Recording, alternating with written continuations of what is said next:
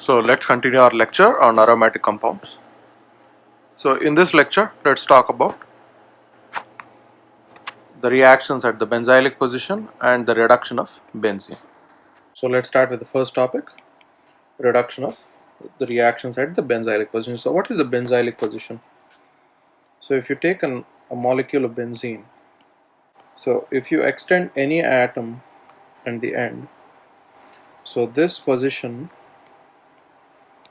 is called as the benzylic position. So let's talk about the benzene rings benzylic position. So recall that we remember that aromatic rings and alkyl groups are generally not easily oxidized. So when you use sodium dichromate and acid, they generally do not do the same process and they do not oxidize easily because there is not XX oxidation, and in terms of the aromatic rings they are more stable. So because of the higher stability, they are not generally compounds that can oxidize easily. So what to do then? So if you remember that the benzylic position are generally where it's readily oxidized. So if you take a compound and oxidizes at the benzylic position, so that generally gets readily oxidized. So for example, if you take this compound, so which is, we have 1, 2, 3, 4, so that is butyl benzene. So this compound, when undergoing oxidation, it results in benzoic acid. So if you remember the process, first it becomes benzaldehyde, and benzaldehyde further oxidizes into benzoic acid.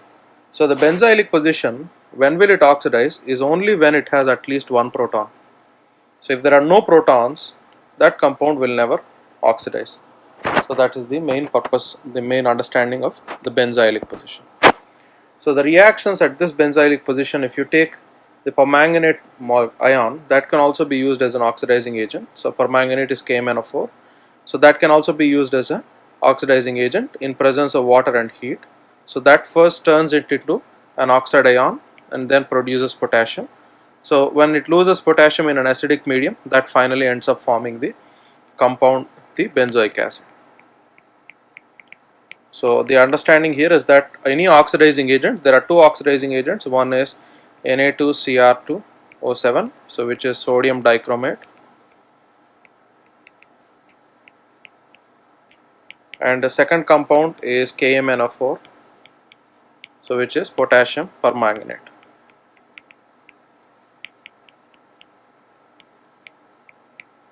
So both these compounds are oxidizing agents, and these are really strong oxidizing agents, and they are generally most commonly used for aromatic compounds. So they are only useful for aromatic compounds. So the benzylic position generally also works similar to that of allylic positions, because notice that it's right next to, so notice that this is vinylic and the ones adjacent to it so is allylic. So because it's in the allylic position, so it also behaves like an allylic position and can also undergo free radical bromination. So if you remember the concept of radical reactions, so this is the same thing that happens again. So free radical bromination is where one of the bromines with a single electron and hydrogens with a single electron bond together with each of their electrons and end up forming a bond that results in bromination. So for this to occur, the hydrogen that was originally present there, takes one of the electrons and leaves one of the electrons to the compound. So this is hydrogen abstraction, and then the compound undergoes bromination under free radical bromination.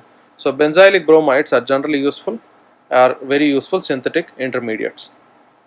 So benzylic bromides also can undergo SN1 reaction. So when you take tertiary benzylic bromides, that can undergo SN1 reaction with water and form alcohol, benzylic alcohol, and unhindered benzylic bromides undergo SN2 substitution. So where the OH minus will attack the benzylic position, leaving the halide to leave the structure, causing it to form an alcohol. So this is an example of SN2 substitution, where the compound undergoes SN2 substitution mechanism. So benzylic bromides also undergo elimination reactions, both E1 and E2. When you use sodium methoxide, in E2 reaction, they result in an alkene formation at the benzylic position, and they are always generally going to form the Hofmann product. So because the structure is complex, so which means that they are going to end up forming the Hofmann product more. And when you use the same, you can use E1 reaction to use concentrated H2SO4 and form the same alkene again. So this is the common elimination reactions that you generally see. Just remember that they can oxidize, they can undergo substitution, and they can undergo elimination only at the benzylic position. So only at the benzylic position. Now, so this is the entire thesis of the reaction here. So just remember the entire simple reactions that you see. So this is the summary of the reactions. So when you do SN1 SN2 using H2O, you end up with an alcohol. When undergoing oxidation, it generally becomes a acid, benzylic acid and benzoic acid, and when you use it with SN1 SN2, it forms alcohols, and tertiary alcohols with SN1 and E1 reactions. So this is the common structure, and alkenes when you react it with E1 or E1 E2 reactions. So try the structure and see, let me do one of them. So if you look at the first one, so the first one is bromination, so it's radical bromination, and if you look at the second mechanism, it's undergoing elimination, and in the third mechanism they are asking you to form COOH, so which is the acid, and again you have two acid mechanisms that are there. So when you do this from here to here, this is a method where we use the benzylic position itself to form diacids, and this is meta-acids. So try to see if you can locate the necessary reagents for the reactions. So let's try this as an example. So let's start with the first reaction. First reaction is radical bromination. So it uses NBS or heat or bromine.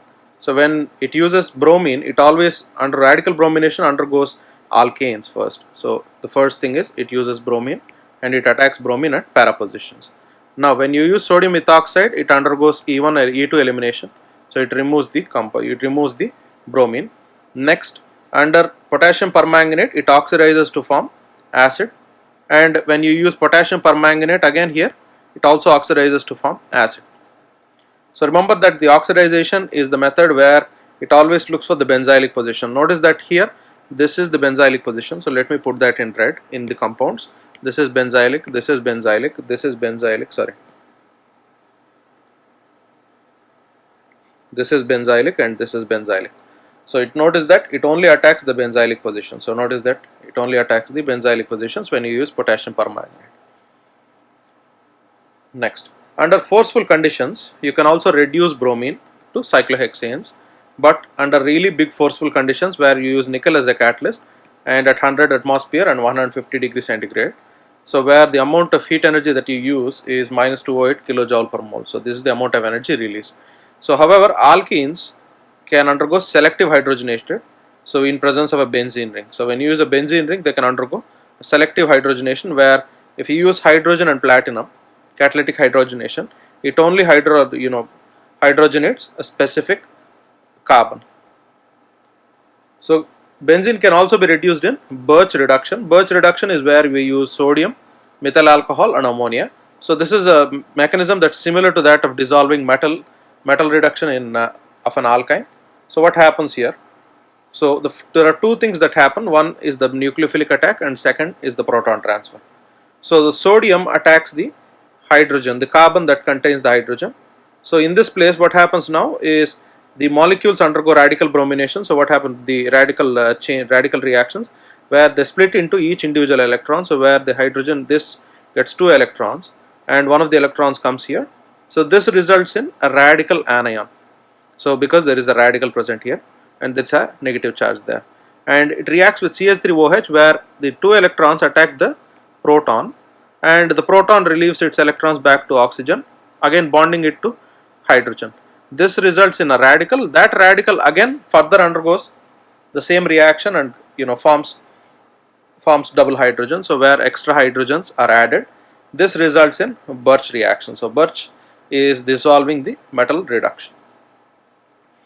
So that radical again gets attacked by sodium, again forms an anion, the anion again attacks a proton, that proton finally creates the two hydrogens in para positions. The reason why it creates para positions is because it is easy for it, the compound, to be stable due to the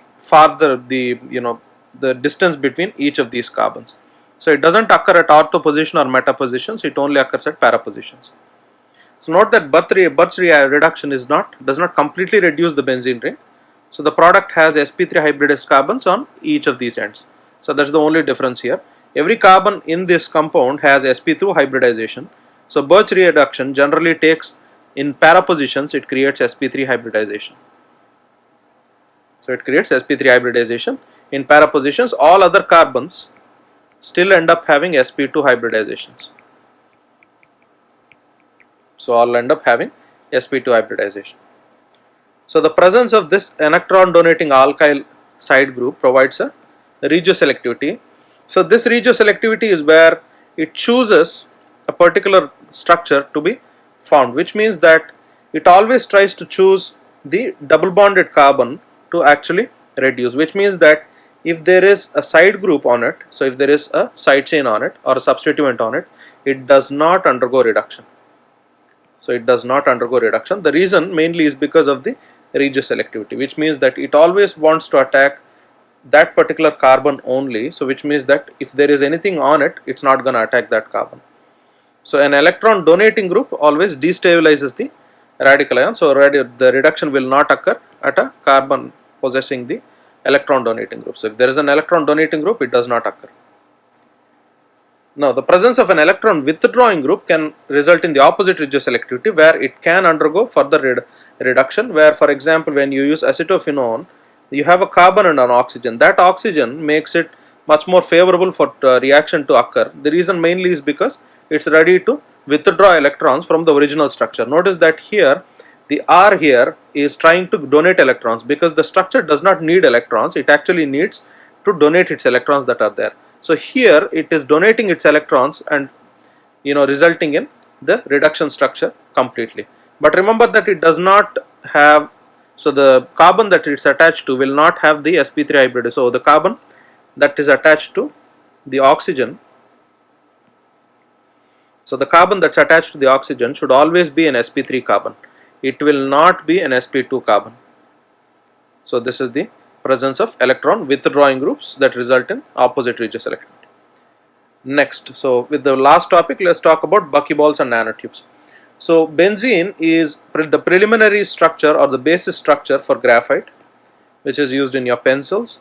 So graphite consists layers of sheets with fused aromatic rings. These fused aromatic rings can also form different structures. For example, buckyballs are carbon 60 spheres with embedded benzene rings inside them, so made of interlocking aromatic rings. So because they are made of interlocking aromatic rings, they contain cyclopentane structures embedded with aromatic structures. This creates a much more stabilized buckyball structure. Buckyball structures are large carbon structures. Most commonly these are used to deliver, these days the research is being done to whether we can deliver targeted drug therapy using this compound by embedding the active compound in the middle of this particular buckyball compound.